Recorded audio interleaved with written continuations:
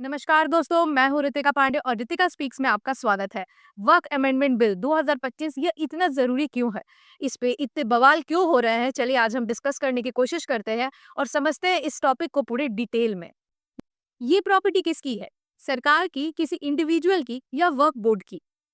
जब आप रोड पर किसी बिल्डिंग पर वक्फ प्रॉपर्टी लिखा हुआ देखते हो तो क्या आपको ये कभी कंफ्यूजन हुआ है कि ये वक्फ प्रॉपर्टी होता क्या है? क्या ये एक सिर्फ रिलीजियस इशू है या एक बड़ा प्रॉपर्टी का मामला है? और अब पार्लियामेंट ने नया वक्फ बिल पास किया है, तो चलिए समझते हैं इसके पीछे का कॉन्टेक्स्ट क्या है। वक्फ एक इस्लामिक कॉन्सेप्ट है जिसमें एक व्यक्ति, मोस्टली मुस्लिम, अपने मूवेबल या इमूवेबल प्रॉपर्टी को in the name of God donate कर देता है फॉर रिलीजियस, चैरिटेबल या पायस पर्पस। फॉर एग्जाम्पल, अगर कोई अपना लैंड मॉस्क, स्कूल या ऑर्फनेज बनाने के लिए डोनेट करता है तो वो वक्फ प्रॉपर्टी बन जाती है। जो इंसान इसे डोनेट करता है उसे वाकिफ कहते हैं, और अगर आपने एक बार प्रॉपर्टी ट्रांसफर कर दी तो उसे आप वापस नहीं ले सकते हैं। उसकी ओनरशिप परमानेंटली ट्रांसफर हो जाती है। तो आपने प्रॉपर्टी को वक्फ बना दिया तो ये चला जाता है स्टेट वक्फ बोर्ड के कंट्रोल में। मानिए कि जो प्रॉपर्टी है वो एक पीस ऑफ लैंड हो सकती है, एक बिल्डिंग होती है। अब स्टेट वक्फ बोर्ड डिसाइड करता है कि हम इसका मस्जिद बनाए या कब्रिस्तान बनाए या स्कूल बनाए। तो इन सारी चीजों को मैनेज करने के लिए एक केयर टेकर, मैनेजर, जिन्हें मुतावली कहते हैं, उन्हें अपॉइंट किया जाता है। तो मुतावली इस प्रॉपर्टी को, इस वक्फ को बेच नहीं सकते, किसी और के नाम पर ट्रांसफर नहीं कर सकते। तो अभी तक जो मैंने समझाया कि वक्फ क्या होता है, ओनरशिप राइट्स क्या है, मुतावली किसे कहते हैं, वाकिफ क्या होता है, तो आई थिंक आपको ये सारी चीजें समझ आ गई होंगी। अब चलते हैं वीडियो पे नेक्स्ट पार्ट। तो वक्फ अमेंडमेंट बिल 2025 12 घंटे लगातार डिबेट होने के बाद 4 अप्रैल की सुबह राज्यसभा में पारित हो जाता है। उसी के भी ठीक एक दिन पहले लोकसभा में रात 1 बजे के बाद बिल पारित किया जाता है। लोअर हाउस में भी इस बिल को लेकर जमकर चर्चा हुई, वाद विवाद हुआ।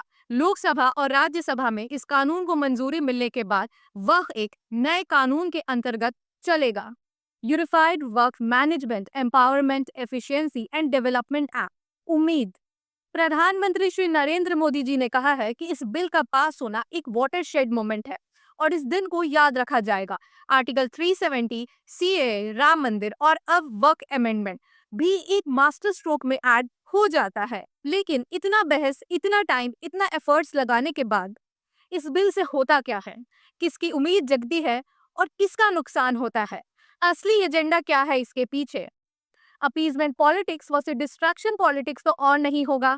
बहुत सारी डिबेट्स है, पक्ष प्रतिपक्ष है, जटिल सवाल है। तो आज ऋतिका स्पीक्स में हम एक अहम सवालों का जवाब ढूंढेंगे। आज भारत में पूरे 32 वक्फ बोर्ड्स है। ये अलग अलग स्टेट्स में वक्फ प्रॉपर्टीज को मैनेज करते हैं। इसी के साथ नेशनल लेवल पे भी एक सेंट्रल वक्फ काउंसिल है। आज वक्फ बोर्ड के पास 9.4 लाख एकड़ के आसपास जमीन है। रेलवेज और डिफेंस फोर्सेस के बाद लार्जेस्ट लैंड ओनर्स की लिस्ट में इन्हीं का नंबर आता है।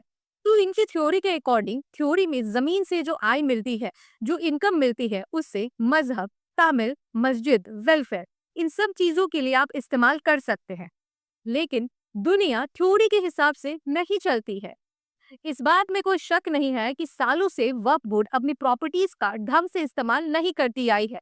तो काफी करप्शन है इन वक्फ बोर्ड्स में, मिसमैनेजमेंट है, लैंड को बेच देने की बहुत सारी स्टोरीज भी मिल जाएंगी।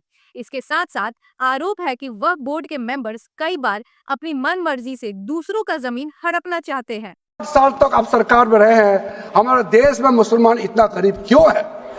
जब दुनिया का सबसे ज्यादा वक्फ प्रॉपर्टी हमारे देश में है, तो हमारे गरीब मुसलमानों का पढ़ाई के लिए, मेडिकल ट्रीटमेंट के लिए, स्किलिंग के लिए, इनकम जनरेशन के लिए क्यों काम नहीं हुआ आज तक? बताइए।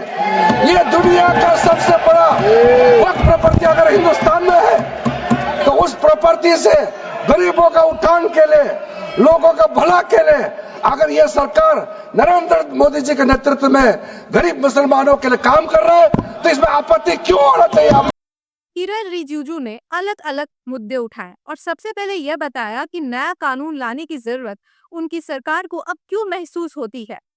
बीजेपी के कुछ कोर पॉइंट्स हैं जो इन कानून के इर्द गिर्द घूमते हैं, उसी पे बीजेपी ने अपना पूरा स्टांस रखा है।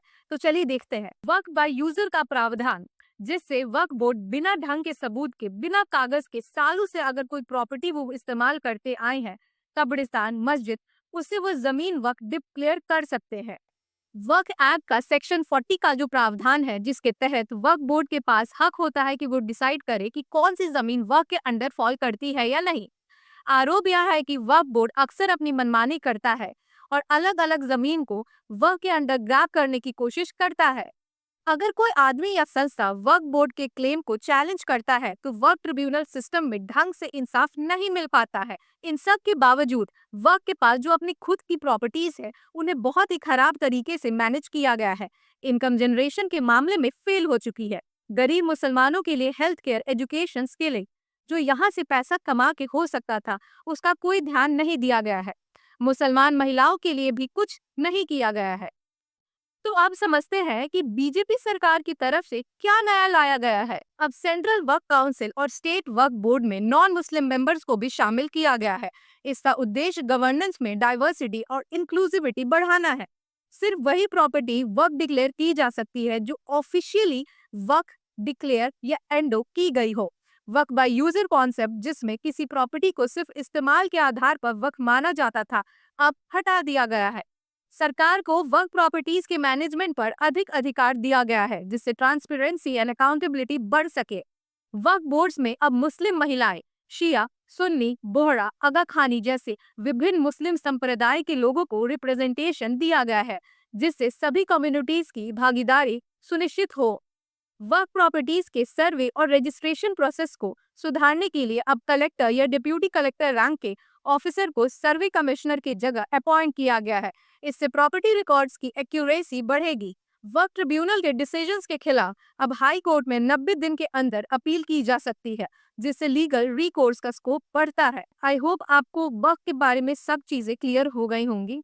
बाकी अगर आपको वीडियो पसंद आया तो लाइक करें, शेयर करें और हाँ, एक कमेंट अवश्य करिएगा। जय हिंद।